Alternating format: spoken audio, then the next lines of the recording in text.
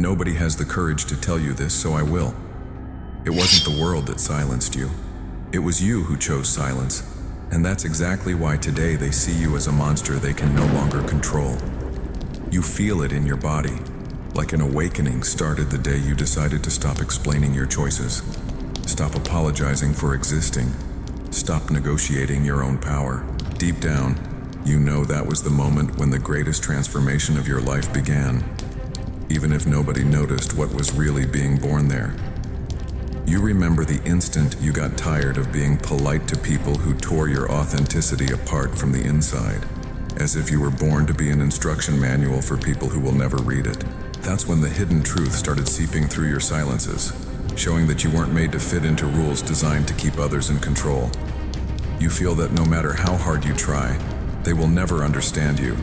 And the most disturbing part is realizing that deep down, you no longer want to be understood by those who need your docile version to feel safe. Have you ever felt that even surrounded by people, your head seems like another planet, as if your inner strength was trapped behind glass that nobody can reach? The crowd talks, laughs, judges, but you feel an emptiness that isn't filled with noise, likes, or validation. And this feeling of not belonging is the beginning of a pattern break the system doesn't want you to notice. That's where resistance begins, when you choose to stay whole and alone rather than broken and accompanied by those who only know how to love you conditionally. Nobody wants you to know this, but that guilt you carry isn't for failing them. It's for betraying yourself so many times trying to be what they expected. Every time you swallowed your own truth, a part of your freedom died in silence, and your brain learned to protect itself by transforming emotion into armor. That's why the truth hurts so much today.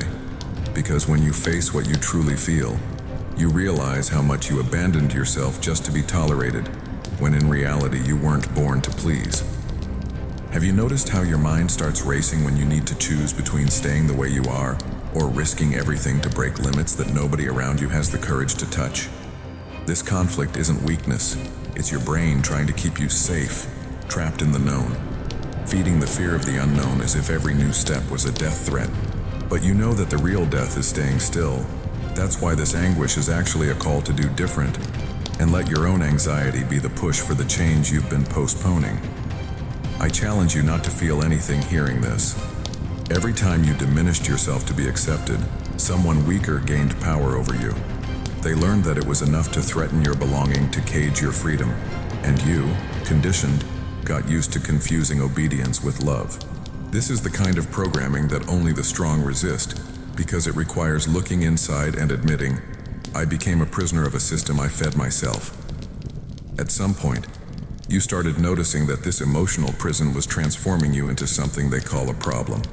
Cold, insensitive, a monster, just because you stopped accepting crumbs. What they call arrogance, you know, is inner strength finally refusing to kneel to those who feed on your insecurity. This is where your pain will turn into strength because you stop seeking their approval and start attracting their fear. You feel you're a rebel by nature, not because you like conflict, but because your body rejects any place where you need to erase yourself to fit. The system was designed for predictable people who follow rules blindly and don't question the hidden truth behind the control dynamics they call normality. When you refuse this script and choose to stop seeking approval, you automatically become a threat, become a mistake, become that variable no behavioral formula can explain. The most ironic part is that while they accuse you of being difficult, it's precisely this difficulty that proves there's authenticity pulsing inside, and that's too rare to be wasted. They wanted an obedient robot. They got someone who insists on showing who you are, even bleeding inside. And in this process, without noticing, you began a silent transformation. You stopped asking for a seat at the table and started building your own table, even if you still feel trembling inside when you do it. Have you noticed that on the days you stayed silent the most were exactly the days when inside you there was a scream so loud it didn't fit in any words? Your brain, exhausted from trying to convince the world, chose a new path. Save energy, observe, study. Let silence itself become a resistance strategy instead of a sign of defeat. That's why this silence today seems so dense, so heavy, so loaded with power that makes others uncomfortable near you. They don't fear what you say, they fear what you don't say because they realize that now you think before reacting, choose before giving yourself, measure before delivering your inner strength. That's when your presence becomes a pattern break in any environment, because you stop being predictable. Stop repeating the script of those who always give in, always understand, always get tired last. And when you stop being predictable, you disturb the system, because the system doesn't know what to do with someone who doesn't sell themselves for emotional crumbs. This process seems like chaos, but it's actually a neurological awakening. Your brain stopping seeking immediate reward in crumbs of attention and starting to seek something bigger, like real freedom, coherence, self-respect. Science already shows that when you give up instant validation and face discomfort, new connections form. And long-term, this feeds your capacity for overcoming and choices more aligned with who you are. That's why this phase hurts so much, because the truth hurts. But it's also why you feel deep down that you're finally leaving survival mode to enter construction mode. They will try to stop you. They'll call you exaggerated. They'll say you've changed too much, that before was better because before was easier to exploit, manipulate, control. But now you understood that only the strong resist the pressure to become small again, and that every time you insist on breaking limits, you reinforce a new mental pattern that no longer accepts a leash. This is where the true transformation begins, the one that turns your pain into a map, your silence into a weapon, and your presence into a living reminder that nobody walks away unscathed after trying to break you. So now look at everything you've lived through and answer with brutal honesty. Do you really believe you came this far just to go back to being the domesticated version they prefer? You've already seen up close what you're capable of when you choose courage instead of comfort, when you decide to do different even trembling, when you accept that your darkness isn't a defect, it's a territory of power that only you know. Wake up to the obvious. Wake up to life. Because everything they called a defect was always in reality, the beginning of the awakening of the silent monster you were born to be. And this is just the beginning. Nobody prepared you for this moment. The one where you realize that loneliness isn't about being alone, it's about being surrounded and still feeling like a stranger in your own skin. You're standing in rooms full of voices, laughter bouncing off walls, conversations flowing like rivers that never reach where you actually exist. They talk at you, not to you, looking at your face but never seeing the war raging behind your eyes, the transformation happening in frequencies they can't hear. This isn't the loneliness of physical isolation. This is something far more devastating, far more suffocating. The loneliness of being misunderstood by people who think they know you. You feel it in your chest, that weight pressing down when you're laughing on the outside but screaming on the inside. Pretending connection when all you feel is distance. The hidden truth nobody admits is that most people are terrified of real intimacy, so they settle for surface-level exchanges and call it friendship. But you can't fake it anymore. Your body physically rejects the pretending, the small talk, the performance of being okay when you're anything but. That's your inner strength refusing to participate in emotional theater, even when it means standing alone in crowded spaces. You've tried explaining it, tried making them understand why their version of connection feels like suffocation to you, why their idea of support feels like control. But every attempt to translate your internal experience into words they can digest just leaves you more exhausted, more convinced that they will never understand you. The system teaches people to fear solitude, to see being alone as failure, as something broken that needs fixing with more noise, more people, more distractions. So when you choose silence over fake connection, when you pick solitude over compromised belonging, they panic, they judge, they try to rescue you from the very thing saving you. What they don't see is that this loneliness you're feeling is actually a pattern break, a rejection of shallow connections in search of something real, something that doesn't require you to betray yourself. You're not broken because you can't connect with people who only want your mask. You're awakening to the fact that real connection requires real presence, and most people are too afraid to show up that honestly. This is where your resistance lives, in that space between their expectations and your truth, between their need for you to be normal and your refusal to shrink. Every moment you stay true to yourself despite the loneliness is a vote for your authenticity over their approval. You feel like a rebel by nature because you are. Your soul literally rejects environments where pretending is the price of admission, where belonging means abandoning the parts of you that make you uncomfortable to others. The fear of the unknown keeps most people trapped in groups that drain them, but you'd rather face the unknown alone than lose yourself in the comfort of the crowd. Have you noticed how the loneliest moments hit hardest when you're supposed to be having fun? When everyone around you seems connected and you're just going through motions? That disconnect isn't a flaw in you. It's your system recognizing fakeness and refusing to pretend it's nourishment. The truth hurts because it shows you how long you've been settling for crumbs of connection. How many times you've forced yourself into spaces that felt wrong just to avoid being alone. But you weren't born to please the comfort levels of people who can't handle your depth, your intensity, your refusal to play small. This loneliness you're feeling isn't the end. It's the in-between, the space where you've left the old connections, but haven't found your people yet. And in this space, something powerful is happening. You're learning that your power doesn't come from being understood by everyone. It comes from understanding yourself so deeply that their misunderstanding can't shake you. Only the strong resist the pull to go back, to settle for familiar faces and hollow connections just to stop feeling this ache. But you already know the real ache is betraying yourself. So you stay in this uncomfortable space, trusting that your transformation requires this period of isolation. So look at yourself right now, standing in this loneliness that everyone fears but you're facing head on, and ask yourself, would you rather be alone and real, or surrounded and fake? Because that choice, that willingness to do different, even when it costs you connection, that's where your awakening into the monster they fear truly begins, in the courage to be lonely rather than lost. Look at your hands right now, they're steady, calm, controlled, but they remember the trembling, the shaking, the moments when holding on felt impossible. These hands gripped the edge of sanity when everything inside you was collapsing, when the pain was so loud it drowned out every other sensation. Those scars you hide under long sleeves, both visible and invisible, they're not marks of defeat. They're evidence you survived wars that would have buried anyone else. Every choice you made that others judged was made in trenches they never had to stand in, fighting battles they can't even imagine. The hidden truth nobody wants to admit is that your wounds weren't created by your weakness. They were created by your strength refusing to break completely.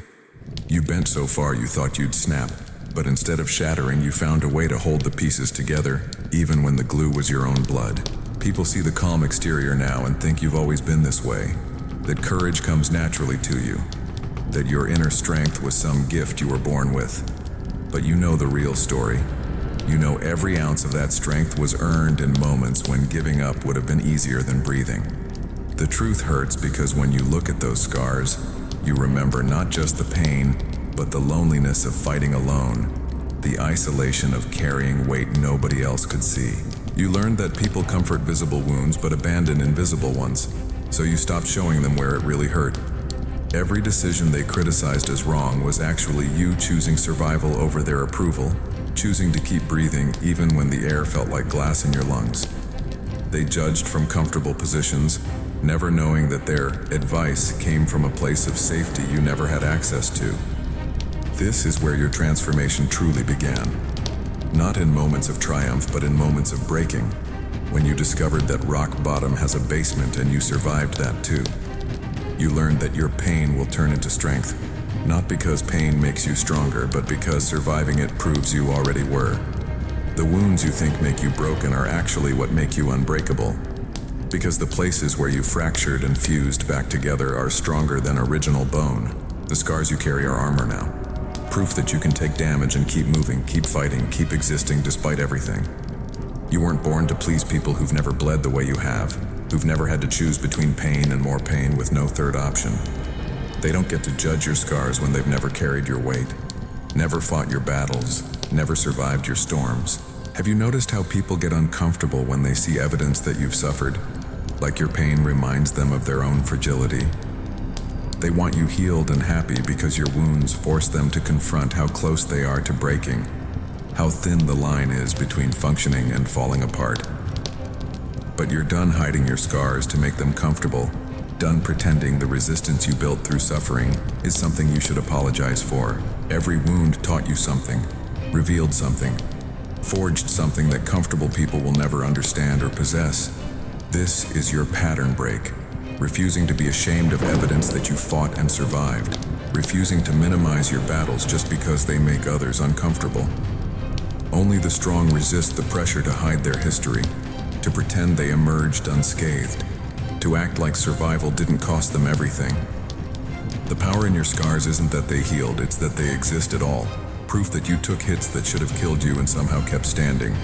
That's not weakness, that's not damage, that's the awakening of something inside you that refuses to die no matter what. So when they look at you now and see strength, remember they're seeing the accumulated result of every moment you chose to survive when quitting felt easier. Those wounds you hide are actually the foundation of the monster you're becoming. The one who knows pain intimately and refuses to let it have the final word. They pull out their measuring tape every time you walk into a room.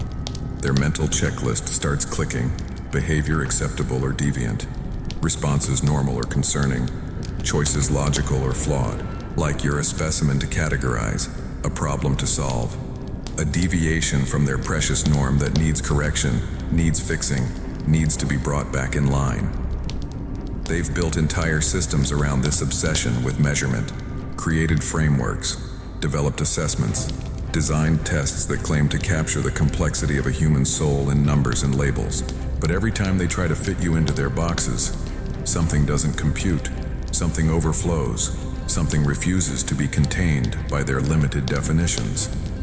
The hidden truth they don't want you to know is that their judgment says more about their limitations than your worth, more about their fear of the unknown than your actual nature. They need you predictable because unpredictable threatens their illusion of control, their belief that humans can be understood through formulas and fixed through procedures. You've felt their eyes scanning you, looking for weaknesses, cataloging differences, noting every way you don't match their template of acceptable humanity. And for a long time, you internalized that judgment, believed that being hard to define meant being fundamentally wrong, broken, in need of repair. But something shifted, an awakening where you realized that their inability to understand you isn't your failure. It's theirs, their frameworks too small, their categories too rigid, their understanding too shallow. You disturb the system not because you're defective, but because you're complex, layered, refusing to be reduced to their comfortable simplifications. Every expert who couldn't explain you, every theory that failed to capture your essence, every diagnosis that only scratched the surface, those weren't proof of your brokenness, they were proof of your depth. You contain multitudes they can't measure, contradictions they can't reconcile. A pattern break so complete their instruments weren't designed to detect it. This is where your resistance becomes rebellion. When you stop accepting their judgments as truth and start seeing them as opinions from people who've never lived in your skin. The truth hurts when you realize how much of your life you spent trying to fit measurements that were never meant for someone like you. They judge your authenticity as arrogance, your inner strength as stubbornness, your courage to be different as defiance that needs punishment. But you're learning that their labels are tools of control, attempts to shame you back into conformity, to make you small enough to manage. You weren't born to please judges who've appointed themselves authorities on how you should exist, who've never questioned whether their standards apply to everyone or just to those afraid to challenge them. Your transformation accelerates the moment you stop seeking their approval and start trusting your own assessment of who you are. Have you noticed how uncomfortable they get when you stop defending yourself? When you let their judgments fall without catching them? When you refuse to participate in their evaluations? That's because your indifference reveals the power they had over you was only ever what you gave them, and you're taking it back. They will never understand you. And that used to feel like exile, but now it feels like freedom. Like protection from people whose understanding would require you to be less than you are. Let them keep trying to figure you out. Let them exhaust themselves with theories and frameworks that never quite fit. Every failed attempt to capture your essence in their limited language is validation that you're doing exactly what you were born to do. Break limits, refuse cages, remain beautifully and terrifyingly incomprehensible. Only the strong resist the pressure to make themselves smaller, simpler, easier to categorize and control. The monster they see when they look at you now isn't what you became. It's what you always were underneath the performance of fitting in. This is your awakening to the reality that being hard to understand isn't a flaw, it's a feature. proof that you contain depths they'll never reach with their shallow measuring tools. So let them judge, let them measure, let them fail repeatedly at reducing you to something manageable, because every failure is proof of your power, every stumped expert is validation of your complexity, and every broken theory is evidence that you were never meant to be understood by those too afraid to break their own limits. You're standing at the edge of a choice that feels impossible, a decision that splits your life into before and after, with no way to preview which version you'll become. Stay here and die slowly from the inside, keeping the peace while losing pieces of yourself, or leave and kill the version everyone's comfortable with, the one that smiles through suffocation. This isn't drama. This is the actual weight pressing on your chest at 3 in the morning when pretending stops working and reality demands an answer. The fear of the unknown screams at you to stay, to choose the familiar pain over the uncertain freedom, because at least you know how to survive what's killing you now. But something deeper, something that sounds like your real voice buried under years of conditioning, whispers that staying is the actual death, the permanent one, the kind where you keep breathing but stop living. This is where the truth hurts most, when you realize both options involve loss. Both paths require mourning and there's no clean way out. You've tried finding a middle ground, a compromise where you can keep everyone happy while also keeping yourself. But that fantasy died when you understood that some choices can't be negotiated. Either you honor who you're becoming or you preserve who they need you to be. And those two versions can't coexist in the same body anymore. The hidden truth nobody prepared you for is that transformation requires killing parts of yourself. Not the broken parts, but the parts that worked perfectly for a life you've outgrown. You have to murder the version that kept peace, that stayed small, that prioritized their comfort over your authenticity. And that feels like losing someone you loved even if they were suffocating you. This impossible choice isn't about right or wrong. It's about which version of death you can live with. The death of who you were, or the death of who you could become. And your body already knows the answer, even if your mind keeps searching for alternatives, because every cell is screaming that you can't stay here without destroying something essential. You weren't born to please people who only love the version of you that never challenges them, never grows beyond their understanding, never requires them to stretch. Your resistance to this impossible choice is natural, human, proof that you're not making it lightly, that you understand what you're about to lose. But here's what they will never understand. You carrying this weight means you're the only one who can make this choice, the only one who knows what staying costs versus what leaving demands. Their opinions, however loud, are background noise to the reality only you can feel in your bones. Have you noticed how everyone has advice until you ask them to live with the consequences of their suggestions? How quickly they disappear when you need someone to stand in this fire with you. This is your burden, your choice. Your awakening to the fact that some decisions can only be made alone, because only you know what's at stake. The power in this impossible moment isn't in making the right choice. It's in accepting that choosing yourself will feel wrong to everyone who benefited from your self-abandonment. Stop seeking approval for a decision they'll never validate, because they need you stuck to feel better about their own cages. This is where courage stops being a concept and becomes a survival requirement, where you either find the strength to break limits or accept that you'll spend your life as a ghost of who you could have been. And when you choose, when you finally step through that door knowing it locks behind you, something will die, but something else, something that's been suffocating, will finally breathe.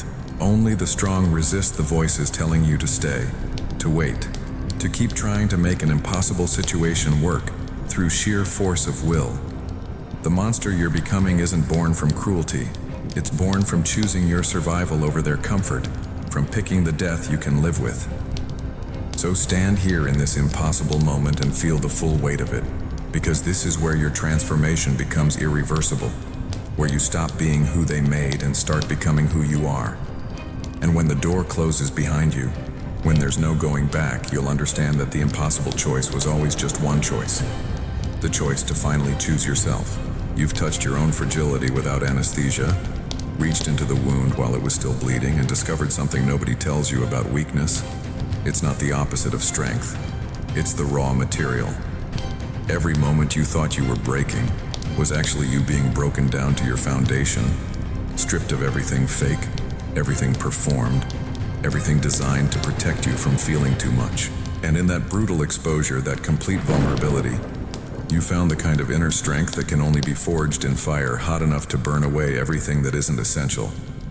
The hidden truth about strength is that it doesn't come from never falling. It comes from getting intimately familiar with the floor, learning its texture, its cold reality, its unforgiving hardness. You didn't just visit rock bottom. You lived there long enough to map its territory, to understand that what they call weakness is actually you feeling everything they're too afraid to touch. Your capacity to break without shattering completely, to bend so far you almost snap but somehow hold the center. That's not fragility. That's flexibility under impossible pressure. Most people run from their breaking points, numb them with distractions, bury them under busyness, medicate them into silence because facing that level of pain feels like dying. But you couldn't run. Circumstances trapped you in the fire with no exit, no rescue, no choice but to either burn completely or learn to exist in flames. And somewhere in that impossible situation, your nervous system adapted. Your mind found pathways through suffering. Your body learned that you could survive what should have killed you. This is where your transformation stopped being metaphor and became cellular. Actual rewiring of your brain's response to threat. Actual adaptation of your capacity to hold contradiction and complexity. The power you carry now isn't confidence, it's confirmed capability. Proof written in scar tissue that you can take damage and keep functioning, keep deciding, keep moving forward even when forward looks like crawling. Your pain will turn into strength not because suffering is noble, but because surviving it taught you that your threshold for endurance is higher than you ever imagined. You learned that hope isn't optimism, it's not believing things will get better. It's knowing you can handle it if they don't, if the worst comes, if the floor drops out again. That kind of hope isn't bright or shiny. It's dark, it's gritty. It's the resistance that keeps you putting one foot in front of the other when there's no promise of destination. And somehow that made you more dangerous than people who've never been tested. Because you don't fear falling anymore. You know you can survive the impact. The truth hurts when you realize that your greatest weakness, that sensitivity that made you feel everything too deeply, was actually preparing you for this, giving you access to depths of experience most people will never reach. While they were building walls to keep feelings out, you were building capacity to feel everything and still function, still choose, still create meaning from chaos. That's not weakness. That's a kind of courage most people can't even conceptualize. The courage to stay open when closing down would be easier. Your fragility wasn't something to fix, it was a portal, an entry point into understanding that strength and vulnerability aren't opposites. They're partners in the kind of transformation that creates something unbreakable from broken pieces. You discovered that the places where you fractured are now the strongest parts of your structure, where pain forced fusion, where weakness under pressure became diamonds. This is the awakening they can't teach in self-help books. The knowledge that comes only from touching your own edges and not dying when you thought you would. Have you noticed how people who've never been truly broken get uncomfortable around your calm? Like they can sense there's a foundation under you they don't possess? They mistake your stillness for coldness, your boundaries for cruelty, your authenticity for hardness because they've never had to choose between feeling everything and feeling nothing. You chose to feel it all, to metabolize the pain instead of storing it. And that process created something in you that looks like ice but burns like fire. You weren't born to please people who see your hard-won peace as something to disturb, who mistake your resistance to drama for lack of emotion, who need you reactive to feel powerful. Your inner strength threatens them because it's not performance, it's not facade. It's the real thing earned through experiences they've been lucky enough to avoid. And that luck, that absence of testing, leaves them brittle in ways they don't understand, fragile in ways they project onto you.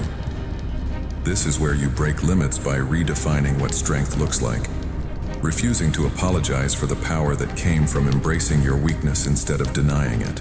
Only the strong resist the cultural pressure to pretend suffering didn't change them, to act like trauma is something you get over, instead of something you integrate and transform. You're not over it, you're through it, and on the other side you're something they don't have vocabulary for, something that survived becoming by first accepting breaking. The monster they see when they look at you now is just the version that stopped hiding the evidence of battle, stopped performing undamaged, Stopped pretending strength means never showing strain. This is your pattern break. Your refusal to act like healing means erasing proof that you fought wars inside yourself and somehow won.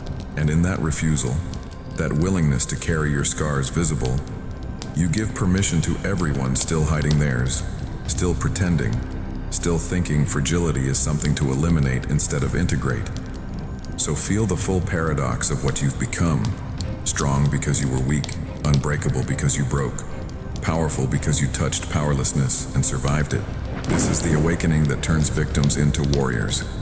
Not through denial of damage, but through acceptance that damage is part of the architecture now. You're not despite your fragility, you're because of it. And that's the kind of transformation that creates something entirely new, entirely dangerous, entirely impossible to control or predict. You are the storm they see forming on the horizon and immediately start preparing shelters against. The unpredictable force of nature that doesn't follow their weather patterns, doesn't respect their forecasts, doesn't care about their plans for clear skies.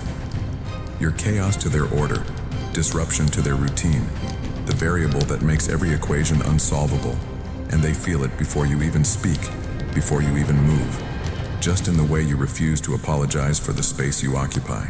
This isn't about being loud or aggressive. It's about carrying an energy that doesn't seek permission, doesn't negotiate its right to exist, doesn't shrink when they expect you to make yourself smaller. They built their lives like houses of cards, delicate structures requiring perfect conditions.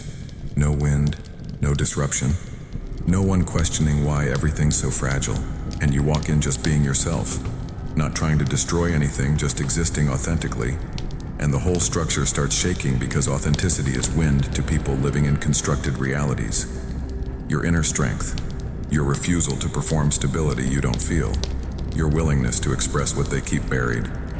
All of it threatens the careful balance they've maintained by never being too real, too honest, too much. The hidden truth is that they don't actually fear you being wrong. They fear you being right. Fear that your way of existing might expose how much of themselves they've sacrificed for acceptance. Every time you choose authenticity over approval, you hold up a mirror to their compromises, their accommodations, their slow suffocation under the weight of being who others need them to be. And mirrors are dangerous to people who've forgotten what they actually look like under all the performance, all the pretending, all the careful image management. You're not trying to be the storm. You're just done being a gentle breeze, done modulating your intensity to match their comfort levels, done dimming yourself so they can sleep better at night. This is your pattern break. The moment you stopped asking, is this too much, and started asking, is this true? Stopped caring if your presence disturbs and started caring if your presence is honest. And that shift, that prioritization of truth over comfort, that's what makes you dangerous. What makes you the disruption they can't plan for or protect against. They will never understand you because understanding would require them to acknowledge that their carefully controlled lives might be cages, that their stability might be stagnation, that their peace might be avoidance dressed up as maturity. You represent the fear of the unknown, the possibility that there's another way to live that doesn't require constant self-censoring, constant performance, constant sacrifice of what's real for what's acceptable. So they label you the problem, the chaos, the storm, because admitting you might have a point means confronting everything they've given up to be good. Have you noticed how they try to calm you down even when you're not agitated? How they treat your passion like a fire that needs putting out, your intensity like a threat that needs managing?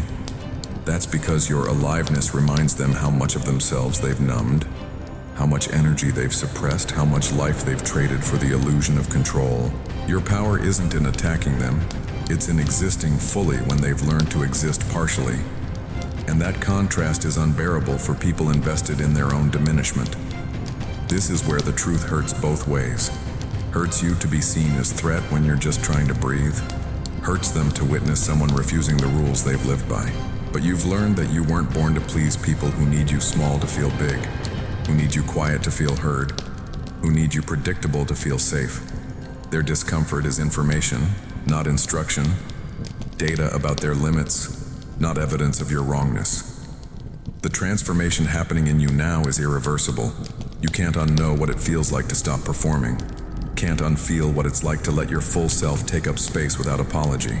And yes, that makes you the storm, makes you the disruption, makes you the force that changes weather patterns just by existing in your truth without permission or justification. Only the strong resist the pressure to calm down, tone down, come down to their level of acceptable expression, acceptable emotion, acceptable existence. You disturb the system not through rebellion but through resistance, through simply refusing to play by rules designed to keep everyone manageable, measurable, controllable. The system needs conformity to function, needs predictability to maintain power, needs everyone following the same script to prevent anyone from noticing there are other ways to live. And you, just by being yourself fully, by choosing authenticity over acceptance, by letting your intensity exist without dimming it, you break the system without even trying. So let them prepare their shelters. Let them brace for impact. Let them treat your presence like weather they need to survive instead of energy they could learn from. Because the awakening happening in you isn't about destroying their world. It's about refusing to shrink your world to fit inside theirs. You're not the villain in their story of stability. You're the monster they created by demanding you be less than you are. And now that monster refuses to disappear just because they're uncomfortable. This is your courage manifesting, not as aggression, but as authenticity. Not as attack, but as refusal to retreat. Not as storm for storm's sake, but as natural force finally unleashed after too long contained. Break limits by existing fully. Show who you are without editing for their comfort. Let them feel the wind of your truth, even if it rattles their carefully constructed facades. Because the real power isn't in being the storm they fear. It's in being the force of nature you actually are, and letting them deal with the consequences of your awakening to that reality. They threw everything at you. Every strategy, every manipulation, every carefully crafted cage designed to contain what they couldn't control. And every single attempt failed in ways that confused them more than your resistance ever did. They used guilt, shame, fear, obligation, social pressure, institutional authority, pulled every lever they had access to, assembled entire armies of influence to make you bend, break, conform, submit to the version of reality where you stay small and manageable. But something in you, something they couldn't reach no matter how deep they dug, refused every offer, rejected every threat, remained untouched by tactics that work on everyone else. Money couldn't buy your compliance, not because you didn't need it, but because you understood that some purchases cost more than currency, cost pieces of soul you weren't willing to sell. Status couldn't tempt your surrender, not because you didn't want recognition, but because you learned that titles given by people who need to control you come with invisible chains. Threats couldn't force your submission, not because you're fearless, but because you discovered something more frightening than their consequences, losing yourself completely to avoid losing anything else. The hidden truth that drives them insane is that they can't figure out what you want, what motivates you, what lever they haven't tried yet that might finally give them access to your power. They're used to everyone having a price, a weakness, a breaking point they can exploit. But you've already been broken, already hit your floor, already survived what they use as threat. This makes you ungovernable, not because you're rebellious by intention, but because you're rebel by nature, because your nervous system learned that compliance costs more than consequences. Every failed attempt to cage you teaches them something they don't want to learn, that control is illusion, that power over others only works when those others believe in it, participate in it, accept it as legitimate, and you stopped accepting their authority the moment you realized it was never earned, never based on anything real, just a performance you were supposed to validate by playing along. Your awakening was recognizing that every cage has a door, and most doors aren't locked. People just never try the handle because they've been trained not to question the bars. They will try to stop you because watching you walk free threatens everyone still pretending their cage is home, still calling their prison safety, still defending their captors as protectors. Your freedom is contagious, dangerous, the kind of virus that spreads through example, through simply existing as proof that the rules aren't as fixed as they claim. So they double down, try harder, get more creative with their attempts to bring you back under control. Because your independence exposes how much of their power depends on your cooperation. Have you noticed how their tactics get more desperate the longer you resist? How they escalate from suggestion to demand to ultimatum when gentle manipulation stops working? That escalation is fear, recognition that they're losing grip, that everything they built on the assumption of your compliance is crumbling because you refuse to participate in their system. And in that fear, they reveal the hidden truth. They need you more than you need them. Need your submission to validate their authority. Need your breaking to prove their power is real. But you're not breaking. Not because you're unbreakable, but because you already broke and rebuilt yourself into something their tools weren't designed to damage. This is your transformation made visible.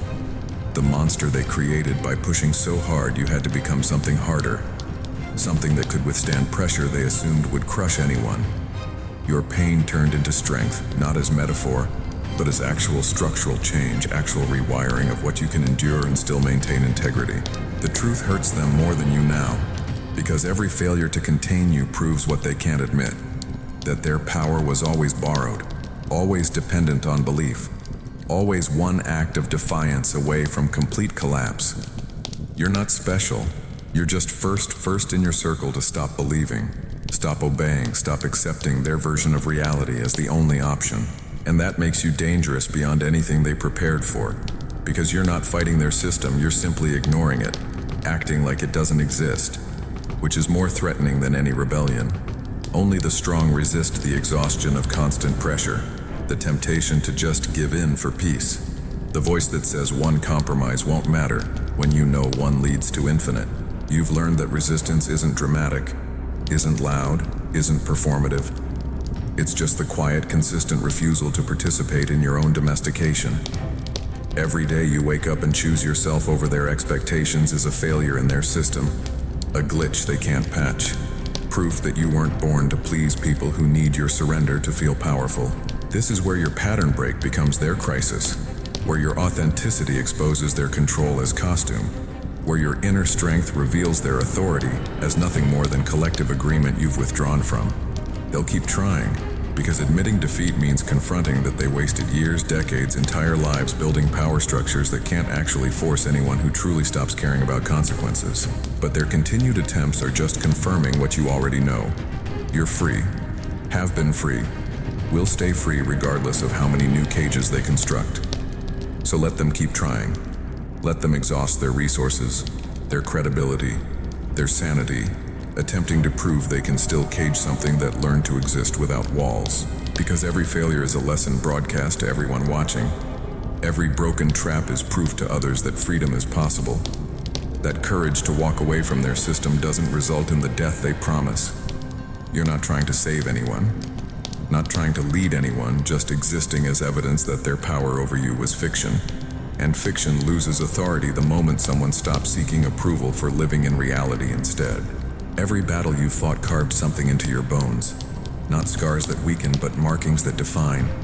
Patterns etched so deep, they became part of your architecture, part of the blueprint of who you are now versus who you were before. The conflicts didn't break you down to nothing, they broke you down to truth, to essence, to the core that can't be destroyed, because it was forged in the very fire meant to consume it. This isn't poetic language. This is actual description of what happens when pressure doesn't crush you, but compresses you into something denser, harder, more concentrated than the original form. There's a moment in every war, internal or external, when the pain stops feeling like punishment and starts feeling like information, when suffering shifts from something happening to you to something revealing you. You hit that turning point without recognizing it. One day just noticing that what used to destroy you for weeks now barely registers. That your capacity to absorb impact expanded without your conscious effort. Your nervous system adapted, your mind rewired, your body learned languages of endurance you didn't study, can't explain, but somehow speak fluently now when circumstances demand it. The transformation wasn't gradual. It was geological tectonic plates of your psyche shifting under pressure until one day the landscape was completely different and you couldn't remember the exact moment it changed. You just woke up one morning and realized that the things that used to trigger you now bore you. That the people who used to wound you now can't reach deep enough to matter. Not because you built walls, but because you built depth. Created internal spaces so vast that their attacks land in territory you don't even occupy anymore. This is where your power stops being potential and becomes kinetic, where inner strength transforms from concept to lived reality. You can feel in how you move through conflict without being moved by it. You're not unaffected, not cold, not disconnected. You're just operating from a foundation they can't shake anymore because it was tested by worse than anything they're capable of delivering. They will never understand you standing calm in storms that would panic them, not realizing your calm was earned in hurricanes that would have killed them. That your peace is scar tissue over wounds they've never had to survive. The hidden truth about irreversible change is that you can't go back without self-mutilation, can't return to who you were without cutting off parts of who you've become. People who knew you before sometimes ask when you'll get back to normal, not understanding that normal was destroyed, that the person they're asking for doesn't exist in any accessible timeline. You can't unknow what conflict taught you, can't unsee what darkness revealed, can't unfeel what surviving impossible pressure demonstrated about your actual capacity versus your assumed limits. This makes you dangerous in ways they can't articulate, can't point to, can't defend against, because it's not aggression, it's just completeness, wholeness that includes darkness. They're still pretending doesn't exist in themselves. Your authenticity now encompasses the monster, the parts of you that can be ruthless, can cut people off, can choose self-preservation over their comfort without the guilt that used to paralyze you. And that integration, that acceptance of your full range instead of just the parts they approve of, that's what makes them uncomfortable, makes you unpredictable, makes you someone they can't manipulate using the old playbook. The truth hurts when you realize you're not becoming something new. You're revealing something that was always there but suppressed, censored, trained out of you by people who needed you manageable. The awakening is recognizing that the monster they accuse you of becoming is just the uncensored version. The you that exists without performance, without people-pleasing, without the constant calculation of how to be acceptable. And yes, that version is harder, sharper, less convenient for people used to your accommodation. But it's also more real, more solid, more actually you than anything you performed before. Have you noticed how your triggers changed? How things that used to send you spiraling now just make you tired, bored, done with the repetition of patterns you've already outgrown? That's not numbness, that's wisdom. Pattern recognition so refined you can see the ending before the beginning finishes, can feel the trap before it's fully set. Your nervous system learned to conserve energy, stop engaging with dynamics you already understand. Save your resistance for battles that actually matter instead of spending it on people still fighting wars you already finished. You weren't born to please people who need you stuck in old patterns to feel stable in their own stagnation, who need you struggling to validate their belief that change is impossible. Your transformation threatens them by existing as evidence that people can fundamentally shift, that you're not trapped in your history, that consciousness can evolve beyond conditioning when pressure demands it. So they'll minimize it, call it a phase, predict you'll crash. Need you to fail to prove their own learned helplessness is wisdom instead of surrender. But you're not failing, not reverting, not going back to who you were before you understood what you're capable of surviving and integrating. This change is irreversible, not because you can't change again, but because you can't unlearn what conflict taught you about your own structure, your own capacity, your own power when everything else is stripped away. Only the strong resist the temptation to perform vulnerability for people who mistake your strength for lack of feeling, who need you broken to relate to you, who can't handle that you metabolized pain into something useful instead of something that defines you. The pattern break is complete now. You're not trying to fit old skins, not attempting to resurrect versions of yourself that couldn't survive what you've survived. You're not the person who entered the fire, and you're not pretending to be, not apologizing for being forged, not shrinking to make people comfortable with your transformation. This is you, irreversibly changed, fundamentally different, carrying the kind of inner strength that comes only from being tested beyond what you thought would kill you, and discovering immortality lies in adaptation, not in avoiding damage. So let them mourn who you were if they need to. Let them be uncomfortable with who you've become if they must. But don't you dare join them in pretending this change is anything less than awakening. You didn't survive everything you survived to go back to sleep, to play small, to pretend weakness to make them feel strong. You're the monster forged by conflict, sharpened by resistance, completed by transformation. And that's not something to apologize for. It's something to show who you are without translation or apology to those who'll never speak your language anyway. So here you stand, at the edge of everything you've become. The journey through pain, through resistance, through transformation, has brought you to this moment where past and future collide in the present and demand you make a choice about what comes next. You've seen what you're capable of surviving, witnessed your own power emerge from impossible circumstances like something that didn't burn, but was forged in flames hot enough to melt anyone else. You discovered that what they called weakness was actually dormant inner strength, waiting for pressure to activate it, waiting for necessity to override the programming that kept you small, kept you safe, kept you acceptable to people who never had your best interest in mind. But knowing your power and wielding it are different things entirely. And this is where most people hesitate, where they touch their potential and then retreat, because actually becoming who they're capable of being requires leaving behind everyone who needs them stuck. You've felt this pull, this magnetic force trying to drag you back to familiar suffering, back to dynamics you understand even if they destroy you, back to the version of yourself that at least knew how to navigate the world they created for you. The fear of the unknown screams louder now than it did at the beginning, because now you actually have something to lose. You've built something real inside yourself, and using it in the world means risking that construction, testing if it's as solid as it feels. This is the moment where awakening stops being internal experience and becomes external reality, where you either take what you've learned in isolation and bring it into contact with the world, or you keep it hidden, safe, protected, but ultimately unused. And both choices have costs. Both paths demand sacrifice. There's no option that lets you keep everything, keep everyone, maintain every connection, while also maintaining the authenticity you fought so hard to reclaim.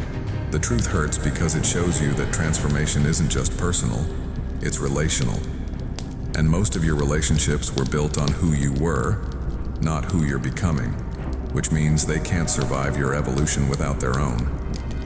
So what will you do with this silence you've become, this power you've accumulated, this inner strength you've forged in circumstances that should have destroyed you, but instead refined you? Will you use it to break limits, to push boundaries, to show everyone still hiding what's possible when you stop negotiating your existence with people who are never going to approve anyway? Or will you keep it contained, keep it theoretical, keep it as potential that never actualizes, because actualization requires risk and you've already risked so much just to get here? The hidden truth nobody tells you is that this question doesn't have a right answer, that both paths are valid, that choosing safety after surviving chaos isn't weakness, it's wisdom about your own capacity and limits. But also that choosing courage after earning the right to rest isn't reckless, it's refusal to let everything you survived be for nothing. Refusal to become a cautionary tale instead of a breakthrough story. You're standing in that space where either choice is defensible, where no one can tell you what to do because only you know what you paid to get here, what you have left to give, what you're willing to risk for the possibility of something more. Have you noticed how the world looks different now? How you can see patterns you couldn't before, dynamics that were invisible when you were inside them but obvious now from this new vantage point? That clarity is both gift and curse. Gift because you can't be fooled the same way twice. Curse because you can see everyone else still caught in illusions you can't rescue them from without their consent. They will never understand you from this place, can't reach where you are without making their own journey. And you have to decide if you're okay being understood by fewer people, as the price of understanding more yourself. This is where you weren't born to please becomes lived reality instead of defensive statement, where you actually have to choose yourself over their comfort in ways that have real consequences, real loss, real grief for relationships that can't stretch to hold your expansion. Stop seeking approval isn't just about strangers anymore, it's about people you love, people who've been with you, people who maybe helped you survive but can't help you thrive because thriving requires you becoming someone they don't recognize. And that loss, that mourning of connections that served you in one chapter but can't continue into the next, that's part of the transformation no one warns you about when they talk about growth. Only the strong resist the temptation to shrink back down to fit old spaces, to prove you haven't changed too much, to reassure people that their version of you still exists somewhere you can access, if you just try hard enough. But you know now that going back isn't actually possible, that the person they're asking for was destroyed in the becoming of who you are now, that resurrection would require killing this version to resurrect that one. So the question isn't whether you'll go back, it's whether you'll move forward. Whether this awakening stays private transformation or becomes public declaration that you're done performing versions of yourself for audiences that never paid admission to your real show. What will you build with your silence? With this power that makes them uncomfortable? With this resistance to playing roles you've outgrown? Will you create something that justifies everything you endured to get here? Or will you let the fear of the unknown keep you in the in-between, transformed but not manifesting, awakened but not acting, powerful but not practicing that power in ways that matter? Because the monster you've become isn't meant to stay hidden. The inner strength you've built isn't decoration. The transformation you've undergone isn't complete until it moves from internal reality to external expression. This is your moment of choice, not between good and bad, but between different kinds of courage. The courage to rest or the courage to rise. The courage to protect what you've built or the courage to risk it building something bigger. Your pain turned into strength not so you could hoard it, but so you could use it. Not so you could hide it, but so you could show who you are without apology to a world that needs evidence that transformation is possible. But that choice, that decision about what to do with everything you've become, that's yours alone, made in the silence you've cultivated, informed by the awakening you've experienced, executed by the power you've earned the hard way. So stand here in this moment, feeling the full weight of possibility and responsibility, knowing that whatever you choose will ripple out in ways you can't predict or control. This isn't an ending, it's an invitation, an open question without guaranteed answers. A crossroads where both paths lead somewhere, but neither comes with a map or promise of safety. What will you do now that you've awakened? Now that you've transformed? Now that you've become the silence they fear more than your anger, the power they can't control, the monster that emerged from everything they threw at you and survived it all to stand here asking, what comes next?